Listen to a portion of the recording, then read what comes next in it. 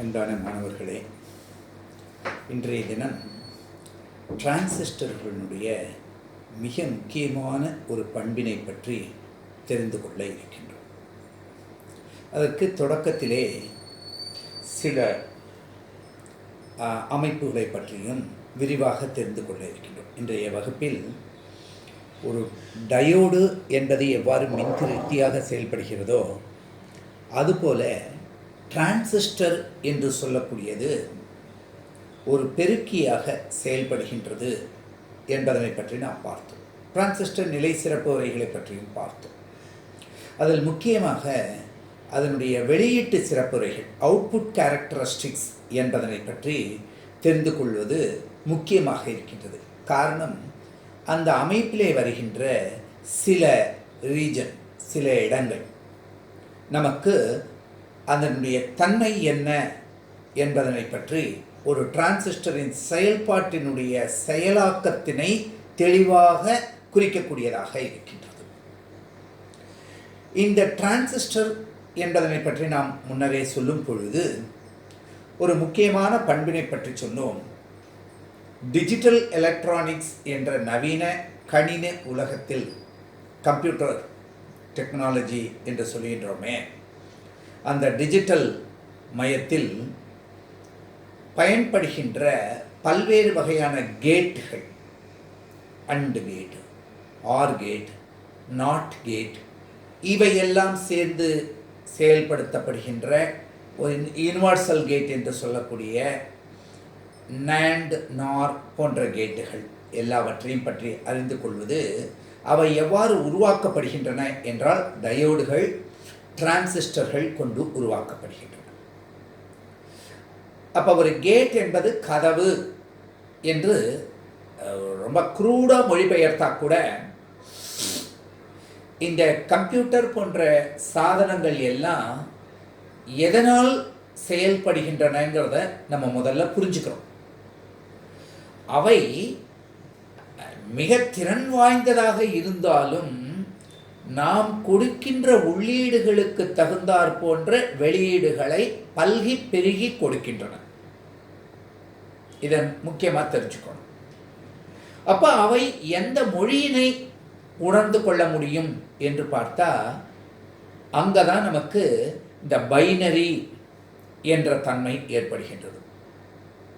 0, 1 என்று 2 இலக்கங்களை மட்டுமே கொண்ட ஒரு கணிதவியல். நம்ம அரித்மெட்டிக்கில் பொதுவாக என்ன செய்கிறோம், தசாம்சங்களை எடுத்துக்கொள்கின்றோம். 0விலிருந்து 1 2 3 4 5 6 7 8 9 என்ற எண்ணிக்கைகளை கொண்டு அரித்மெட்டிக்கு நம்ம பொதுவாக அனைவரும் படித்து கொண்டு வருகின்றோம்.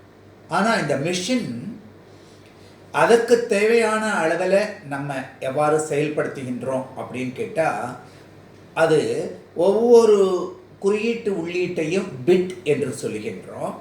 இவைகள் சேர்ந்ததை பைட் என்று சொல்லுகின்றோம்.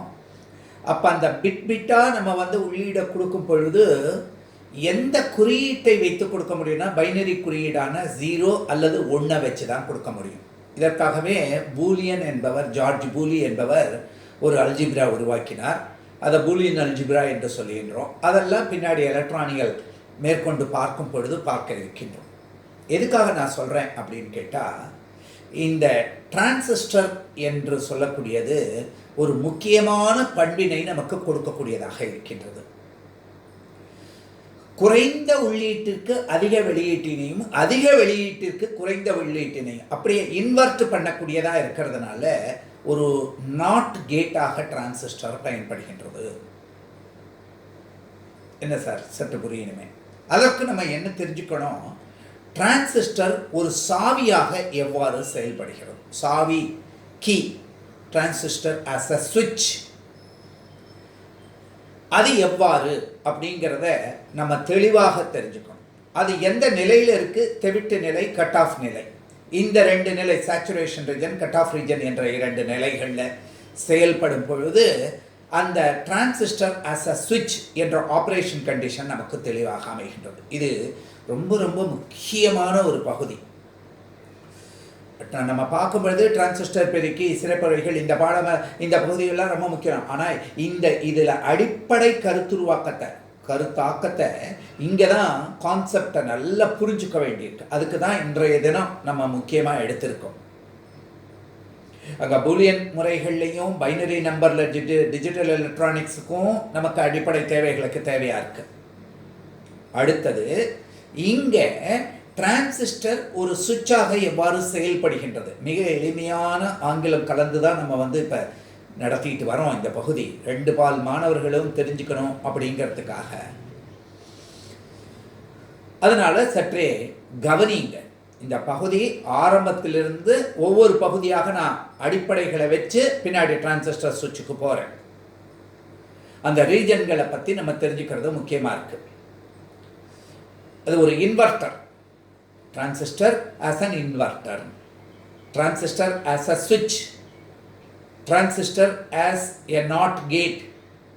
இதெல்லாம் ஒருபடித்தான தன்மைகள். இந்த தன்மைகளை பற்றி சிறிது சிறிதாக பார்ப்போம் இன்றைய தினம். முதல்ல ஒரு அடிப்படையான கேள்வி நமக்கு என்னவாக இருக்கின்றது அப்படின்னு கேட்டால், ஒரு கேள்வி ஒன்று கேட்குறாங்க. Do 0 and 1 in digital electronics designate the voltage equal to 0 volt and 1 volt அப்படின்னு கேட்குறாங்க. அதாவது டிஜிட்டல் எலக்ட்ரானிக்ஸில் நம்ம பயன்படுத்தக்கூடிய 0 மற்றும் 1 பைனரியில் இந்த ரெண்டும் 0 வோல்ட் 1 வோல்ட் அப்படிங்கிறத கொடுக்கின்றதா? அப்படி இல்லைன்னாக்கா அது என்ன எக்ஸாக்ட்லி? இந்த கான்ஃபிகரேஷனை சற்று புரிஞ்சுக்கணும். ஏற்கனவே நான் உங்களுக்கு இயற்பியல்ல பாசிட்டிவ் நெகட்டிவ் என்றால் என்ன என்பதனை பற்றி கூறியிருக்கேன். ஏன்னா அர்த்தமேட்டிக்கில் 0 அப்படிங்கிறத நம்ம ஒரு மீன் வேல்யூவாக வச்சு அதுக்கு கீழே போகிற -1 -2 தான் நெகட்டிவ் நம்பர்ஸு, 1 2 3 எல்லாம் பாசிட்டிவ்னு சொல்லிட்டு வருவோம் மேத்தமேட்டிக்ஸில், பியூர் மேத்தமேட்டிக்ஸில்.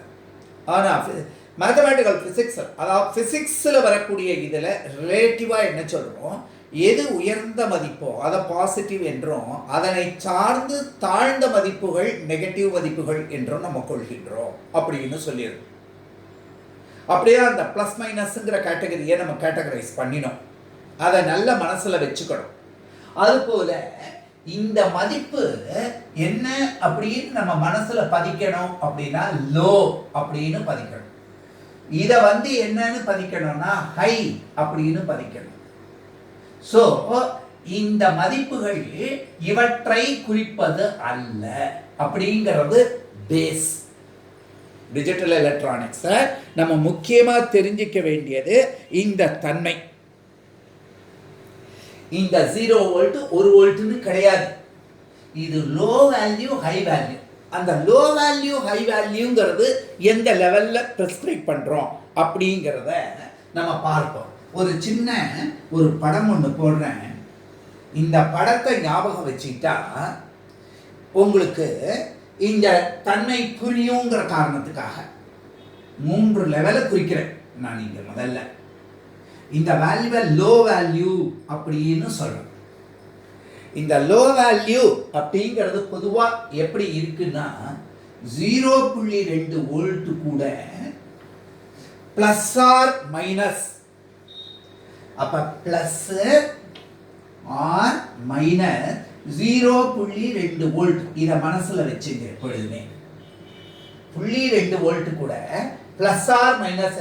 அப்போ -0.2 வோல்ட்னா இது என்ன ஆகும்? 0 வோல்ட் ஆகும். இது என்ன ஆகும்? 4 வோல்ட் வரையிலும் 0.4 வோல்ட் 0.4 வோல்ட் வரையிலும் வரும். இது என்ன நிலையிலும் 0 வோல்ட் வரக்கூடியதாக இருக்கும். ஆக இந்த மீன் வேல்யூ, இந்த வேல்யூவை நம்ம லோ வேல்யூ அப்படின்னு எடுத்துக்கிறோம் பொதுவாக.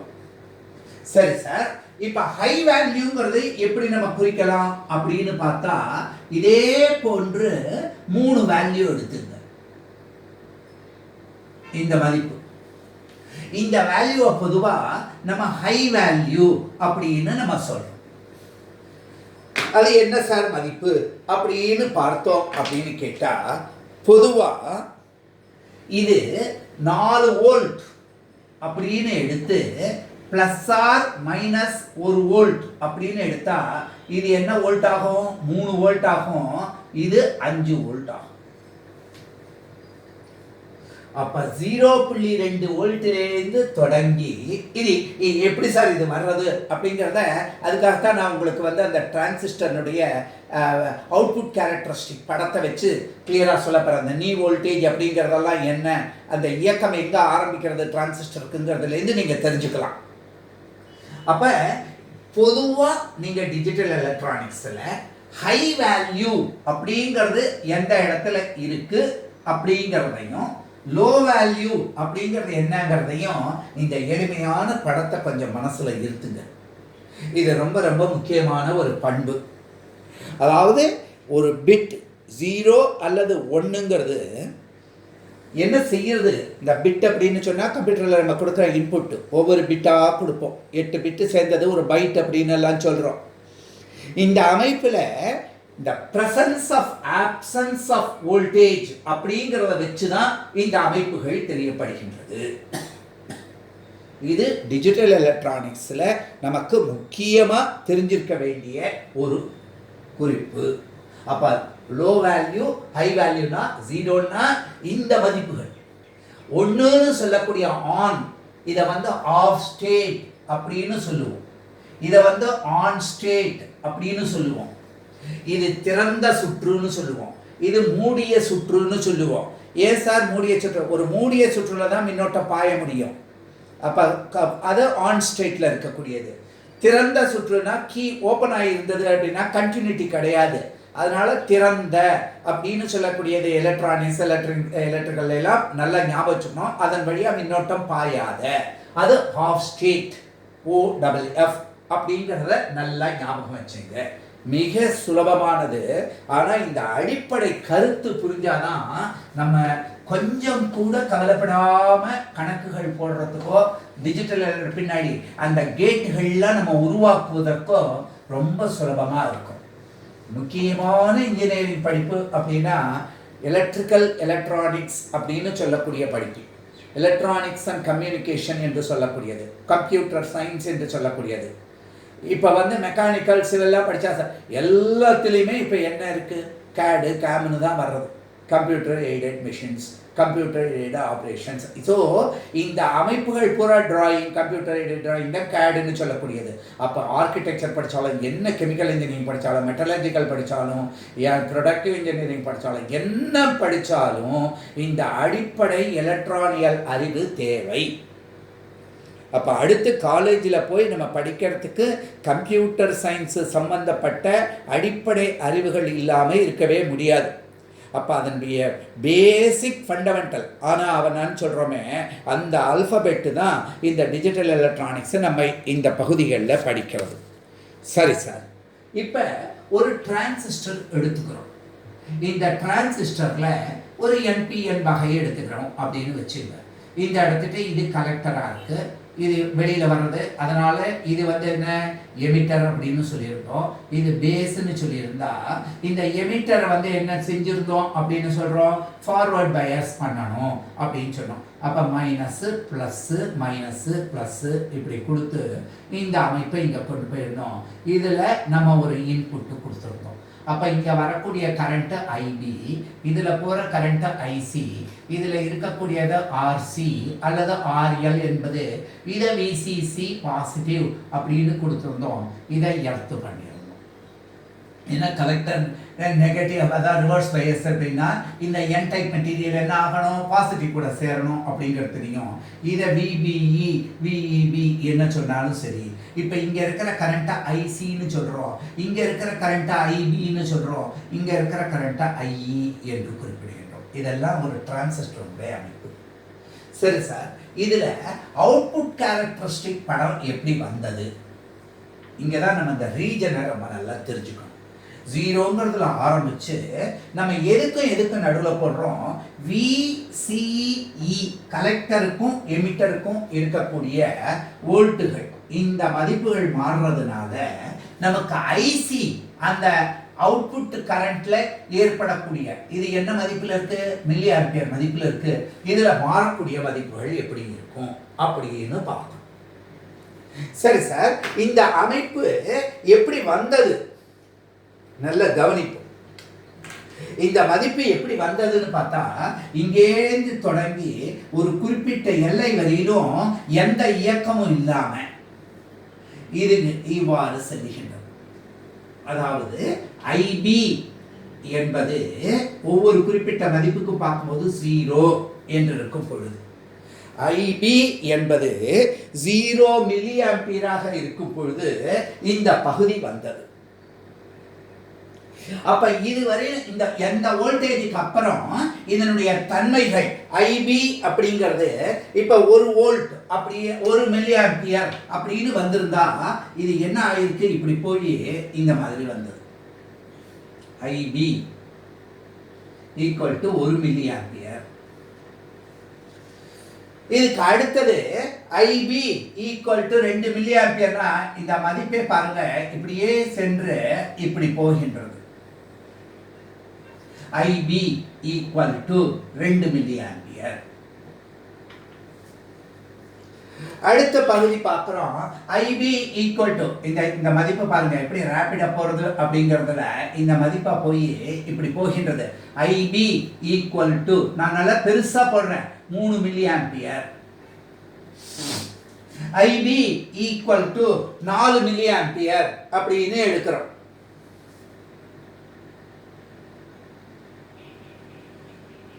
IB equal to 4 milli ampere அப்படின்னு எடுக்கிறோம்.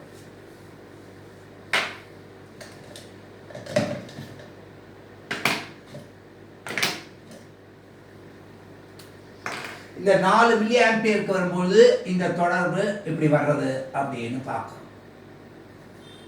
இந்த பகுதி நல்லா தெளிவா தெரியறது.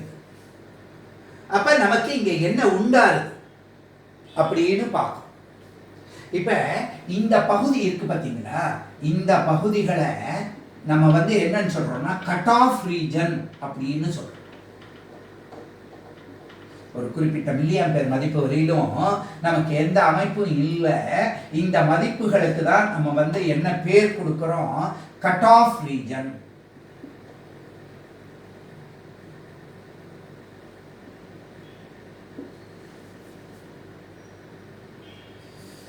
சரி சார், இந்த பகுதிகளுக்கு என்ன சார் பேரு அப்படின்னு கேட்டா, இந்த மாதிரி வருது இல்லையா இந்த பகுதிகள், இந்த ரீஜனை நம்ம என்ன சொல்றோம், இங்க பாருங்க சிறிய மாறுபாடுகளுக்கே இது ஸ்டீப்பா போறது.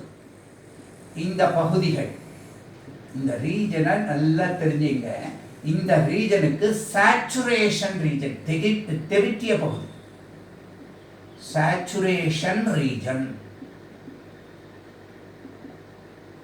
சிறப்பு வரைகள் அப்படின்னா என்னன்னு நம்ம முதல்ல சொல்லியிருக்கோம். தகுந்த மின்னழுத்த வேறுபாடுகளின் மாறுதல்களுக்கு தகுந்தாற்போல் மின்னோட்டங்களின் மாறுபாடுகளை குறிக்கக்கூடியது. இதெல்லாம் நான் ஓமிக் ரீஜனா இருக்கு. ஓமிக் ரீஜன், நான் ஓமிக் ரீஜன் ரெண்டா எடுக்கிறோம். அந்த நான் ஓமிக் ரீஜன்கிற பகுதியில பார்த்தோம்னா நமக்கு என்ன ஏற்படுகின்றது, ஒரு சாதாரணமா ஒரு ரெசிஸ்டன்ஸ் அப்படின்னு எடுத்துருந்தோம்னு வச்சுங்க. இப்படி ஒரு மின்தடையை எடுத்து அதுக்கு ஒரு மின்னழுத்த வேறுபாடை கொடுத்து இது வழியா மின்னோட்டம் போறது அப்படின்னு சொன்னா நமக்கு விக்கும் ஐக்கும் நடுவில் இருக்கக்கூடிய கோடு பார்த்தோம்னா இப்படி ஸ்ட்ரெயிட்டா தான் இருக்கும். எல்லாமே ஓமிக் லீனியர் அப்படின்னு சொல்லுவோம். இதெல்லாம் நான் லீனியரா போறது. அப்ப அந்த ஓமிக் ரீஜனுக்கும் நான் ஓமிக் ரீஜனுக்கும் அதனுடைய பண்புகள் மாறுபடுகின்றது. இந்த தன்மையை கொண்டுதான் இந்த டிரான்சிஸ்டர் எவ்வாறு சுவிட்சாக ஒரு சாவியாக செயல்படுகிறதுங்கிறத பத்தி நம்ம பார்க்க போறோம். இப்ப இந்த சேச்சுரேஷன் ரீஜன் தெவிட்டிய பகுதிங்கிறதோ கட் ஆஃப் ரீஜன்கிறத பத்தியோ நம்ம ரொம்ப ரொம்ப முக்கியமாக தெரிந்து கொள்வது அவசியமாகின்றது. இது பூரா என்ன சிறப்பு வரை அப்படின்னு சொல்றோம், வெளியீட்டு சிறப்பு வரை. ஏன்னா வெளியீட்டு பகுதியை பத்தி தான் பார்க்க போறோம். ஏன்னா ஒவ்வொரு குறிப்பிட்ட ஐபி மதிப்புகளுக்கும் உள்ளீட்டு மதிப்புகளும் இதை நிலைநிறுத்தி இந்த ஐசிக்கும் இந்த விசிஇக்கும் இடையில, அதாவது கலெக்டர் கெமிட்டருக்கு இருக்கக்கூடிய வேறுபாடுகள், அந்த வோல்டேஜ்களை பார்த்து தான் இதை இந்த சிறப்பு வரைகள். அப்ப வெளியீட்டு அவுட்புட் கேரக்டரிஸ்டிக்ஸ் சிறப்பு வரைகள். அதில் தான் இந்த கட் ஆஃப் ரீஜன் அப்படிங்கிறது சேச்சுரேஷன். நான் மேக்னிஃபை பண்ணி பெருசாக ஜூம் பண்ணி நாப்பில் படம் போட்டிருக்கேன். இது ரொம்ப முக்கியமாக நீங்கள் தெரிஞ்சுக்கணும். இப்போ இந்த படத்தை பார்க்கும் பொழுது நம்ம என்னென்ன புரிஞ்சுக்கிறோங்கிறத கவனிங்க.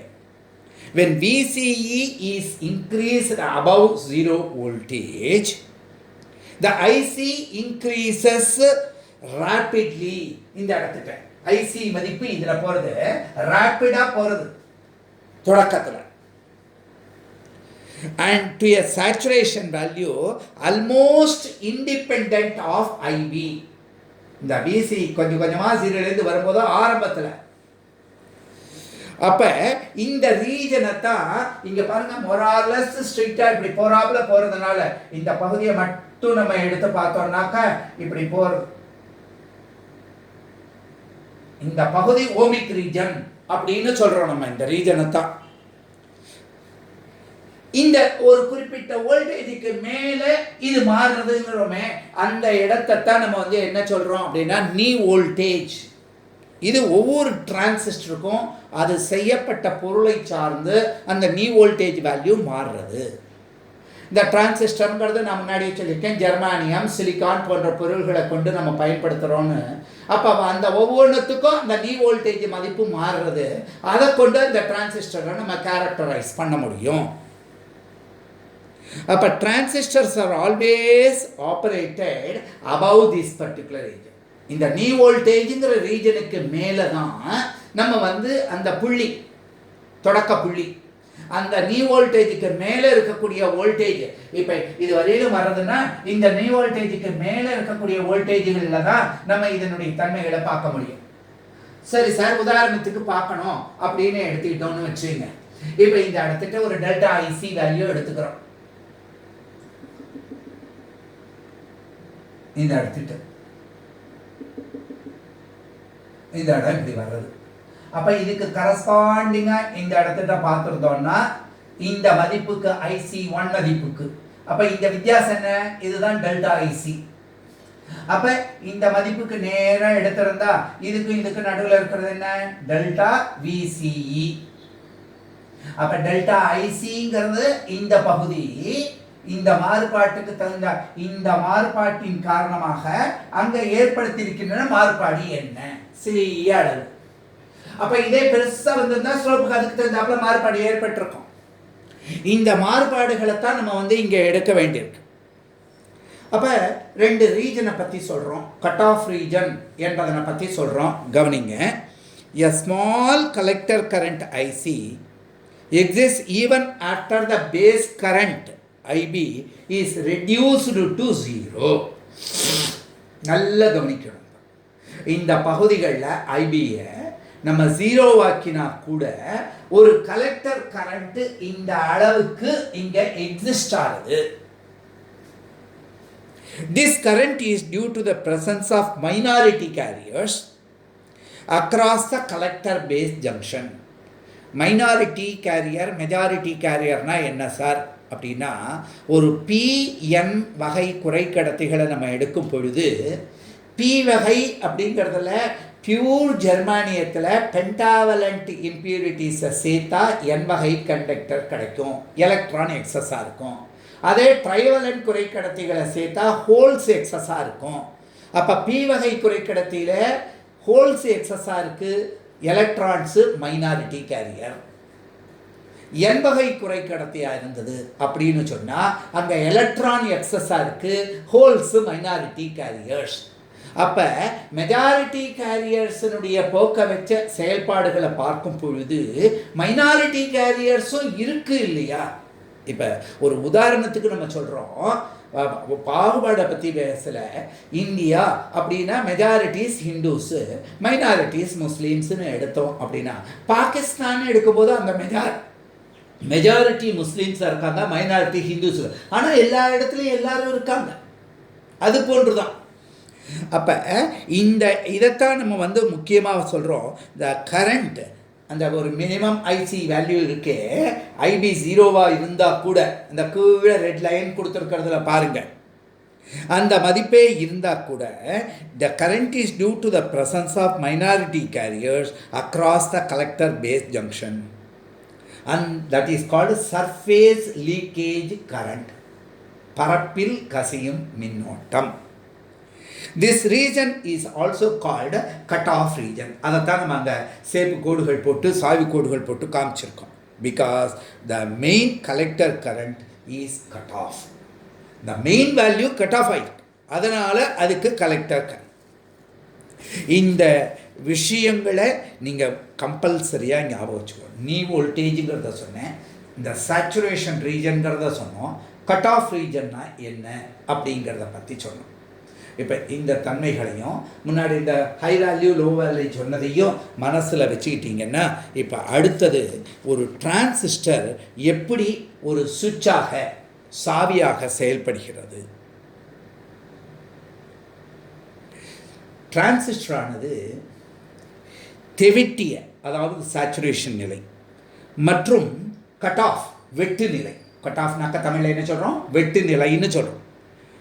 ஒரு சிறு கட்டுப்படுத்தும் சைகை மூலம் ஒரு மின்சுற்றை ஆன் அல்லது ஆஃப் நிலைக்கு, ஆன் ஸ்டேட், ஆஃப் ஸ்டேட் என்று சொல்கிறோம் இல்லையா?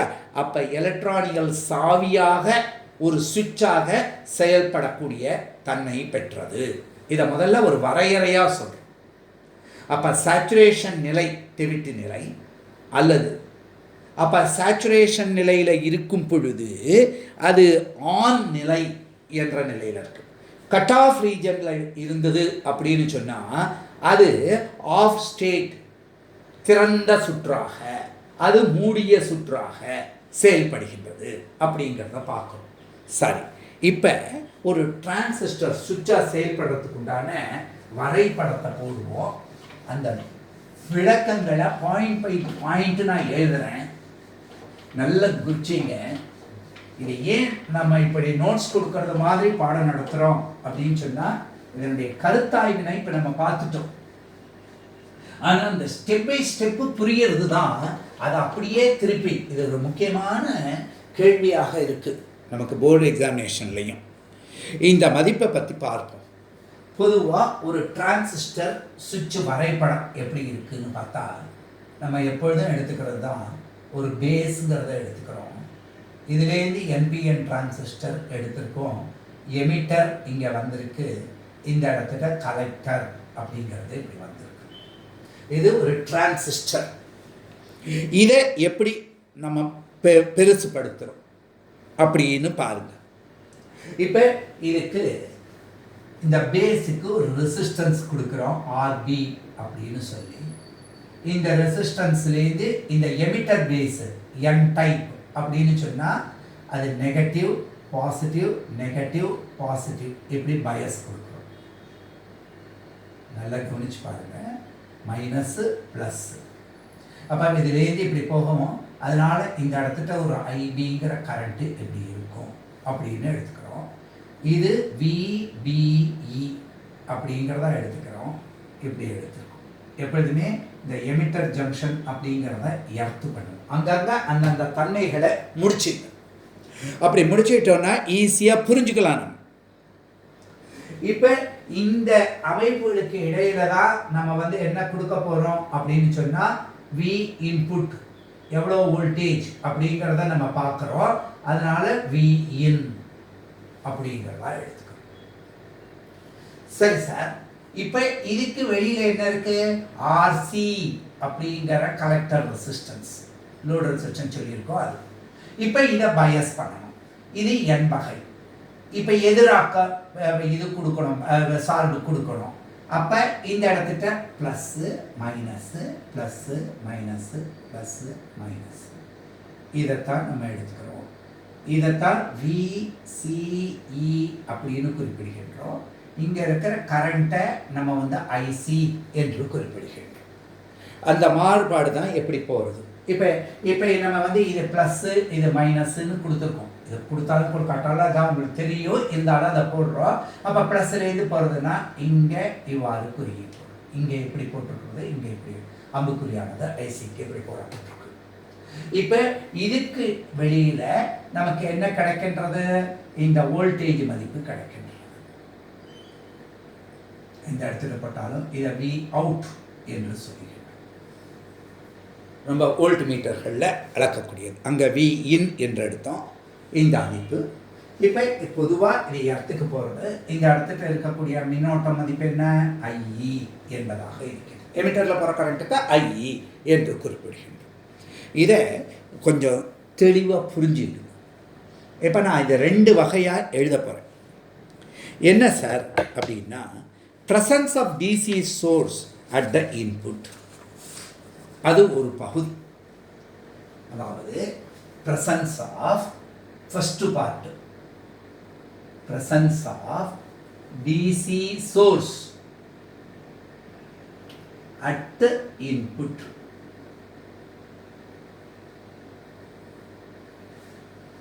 அதாவது saturation region, saturation on condition, மூடிய சுற்றாக செயல்படும் ஆன் ஸ்டேட்டை குறிக்கக்கூடியது. ஃபர்ஸ்ட் இதை நீங்கள் ஞாபகம். அதாவது ஃபர்ஸ்ட் சென்டென்ஸ் என்ன எழுதுகிறோம்? நான் தான் சொன்னேன் ஸ்டெப் பை ஸ்டெப்பாக எழுதிட்டே வரேன்னு. when a high input voltage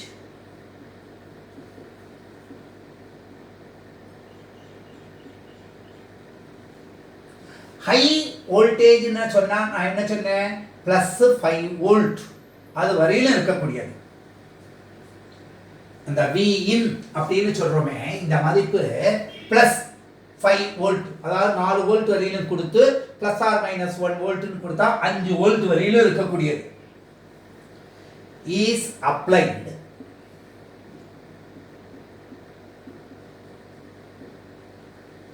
then IB base current, இந்த base current increases.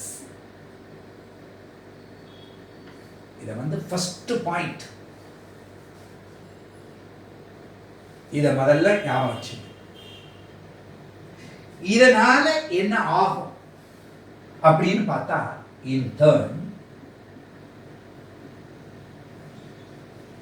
increases, ஏன்னா ஐபி வேல்யூ இன்க்ரீஸ் ஆக increases IC values, collector current values.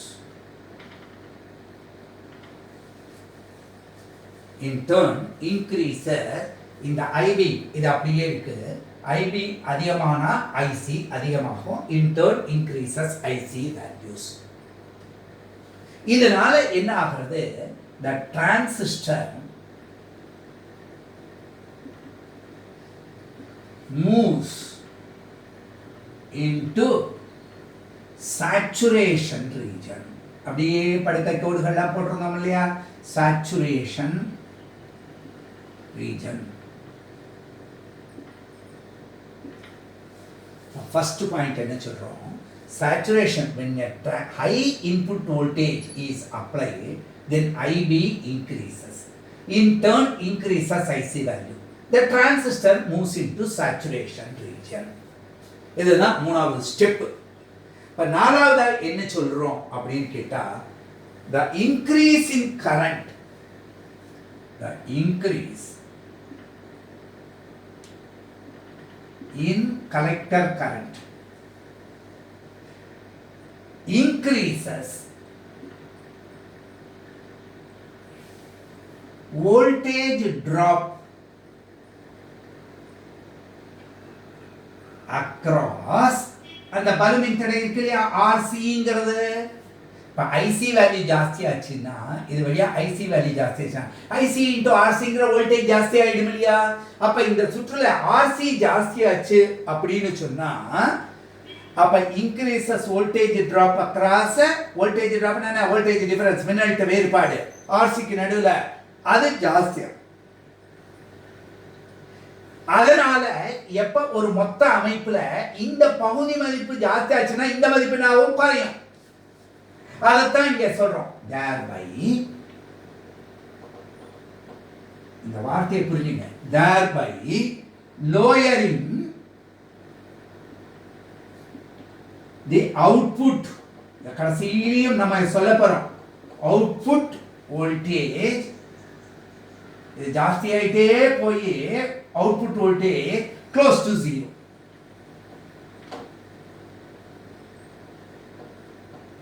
இன்புட்டை மேக்ஸிமம் கொண்டு போகும்பொழுது இந்த அவுட்புட் வோல்டேஜ் இதுக்கு வெளியில இருக்கிறதெல்லாம் ஜாஸ்தியா. இதுதான் இந்த ரெண்டு பார்ட்டா பிரிக்கிறோம் நம்ம. ஒரு இந்த பிரிக்கிற கதையில நம்ம படிச்சிருக்கோம் சின்ன வகுப்புலயே. அப்ப இது வந்து ஒரு ஸ்டெப் அப்படியே எடுத்துக்கிறோம். அப்ப இந்த காரணத்தினால இந்த டிரான்சிஸ்டர் என்ன செய்யறது அப்படின்னா, the transistor therefore the transistor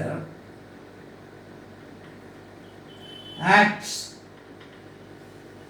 like a closed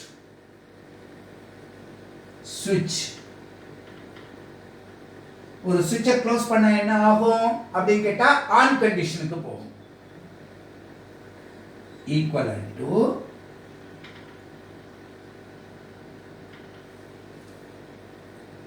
on condition, saturation, on condition.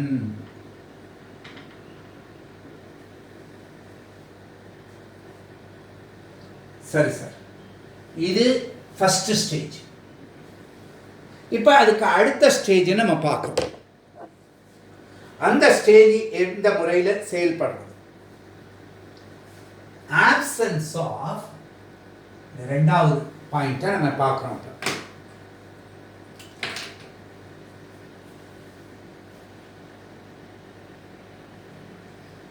Options of DC source at input, that is V in equal to 0. இங்க பாருங்க, முதல் கண்டிஷன்ல என்ன பார்த்தோம், presence of DC source at input. இங்க absence. அப்ப என்ன ஆறுது அப்படின்னு பார்த்தா, இதுவும் ஸ்டெப் பை ஸ்டெப் எழுதலாம். A low input voltage, low input voltage V in equal to 0 அப்படிங்கறத எடுத்தா decreases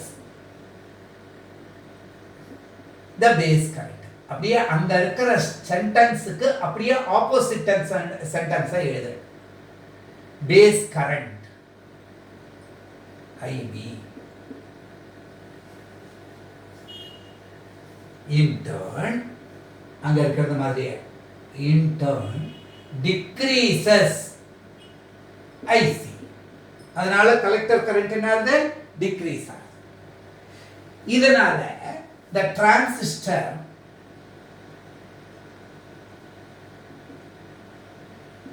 moves into cut off region, வெட்டு நிலைக்கு, அந்த பகுதிக்கு, வெட்டு பகுதிக்கு போறது. அங்க எப்படி சேச்சுரேஷன் ரீஜன் எழுதினோமோ அதே மாதிரி ஆப்போசிட். நான் இப்ப இதை எழுதி காமிக்கிறதுக்கு காரணமே, இந்த முறையில நம்ம நோட்ஸ் எழுதுறதுக்கு பழகிட்டோம்னா இந்த பேராகிராஃப் கொஸ்டின்ஸோ பெரிய கொஸ்டின்ஸோ எழுதுறது ரொம்ப வசதி. ஈஸியா ஞாபகத்துக்கு வச்சுக்க முடியும், மனப்பாடம் பண்ண முடியும், பரீட்சையிலையும் கொஞ்சம் கூட சந்தேகமே இல்லாம முழு மதிப்பெண் பெற முடியும். அப்ப நம்ம பரீட்சை பேப்பர் எழுதுறவங்க, பேப்பர் திருத்துறவங்களுக்கும் அந்த ஸ்டெப்பா எழுதியிருக்கான் அப்படின்னு எடுத்துப்பாங்க. ஒரு பேராகிராஃப் மாதிரி எழுதாம அப்படி ஸ்டெப்பா எழுதிருக்க பாருங்க. இது ஒரு பாயிண்ட் எழுதினோம், இது ஒரு A பாயிண்ட், இது B பாயிண்ட், இது C பாயிண்ட், இது D பாயிண்ட், இது E பாயிண்ட் அப்படின்னு எழுதியிருந்தா 5 பாயிண்ட் கொடுத்துருக்கோம்னா, அதே மாதிரி இங்க 5 ஸ்டெப், அரை மார்க் கொடுத்துட்டு வந்தாலும் இதுக்கு 2.5 மார்க், இதுக்கு 2.5 மார்க், படத்துக்கு 4 மார்க், நம்ம ஃபைனல் கன்க்ளூஷன் எழுதுறதுக்கு இந்த முறையில் அவங்க பிரித்து போடுறதுக்கும் வசதியா இருக்கும். The transistor moves into cut-off region. சரி சார், இப்போ அடுத்த பாயிண்ட் என்ன எழுதுறோம், the decrease in collector current.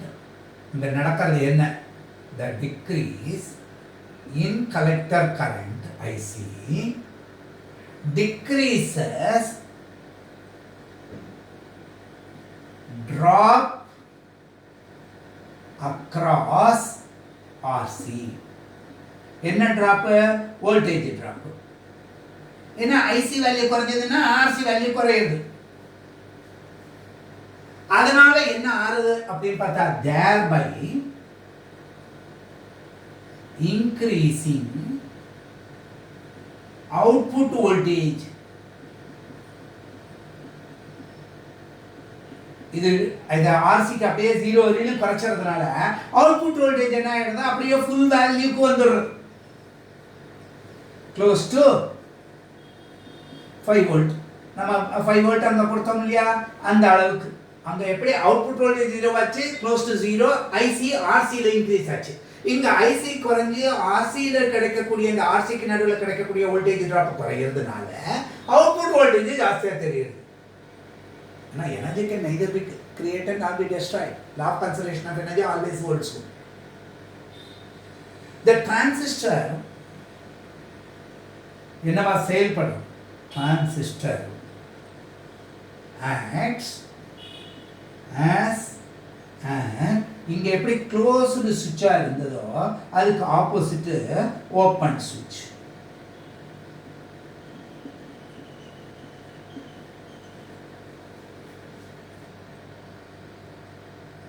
அப்ப எப்ப அது ஓபன் சுவிட்சா இருக்கோ which is considered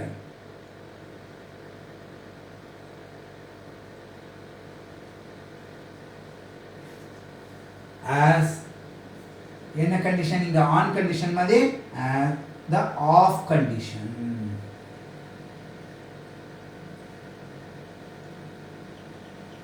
இந்த 0 1 ன்னு சொன்னதுல ஆன் ஆஃப் அப்படின்னு சொன்னோம் இல்லையா, அந்த அமைப்பு. ஸோ இதிலேருந்து நம்ம எதை இன்ஃபர் பண்ணி சொல்ல முடியும்? இது ரொம்ப முக்கியமான ஒரு பண்பு. இந்த பண்பை நம்ம தெரிஞ்சுக்கணும். என்ன சொல்கிறோன்னு கவனிங்க. ஹை இன்புட், இந்த சுவிட்ச் படம் இருக்கு. ஹை, நல்லா கவனிங்க, input gives a low output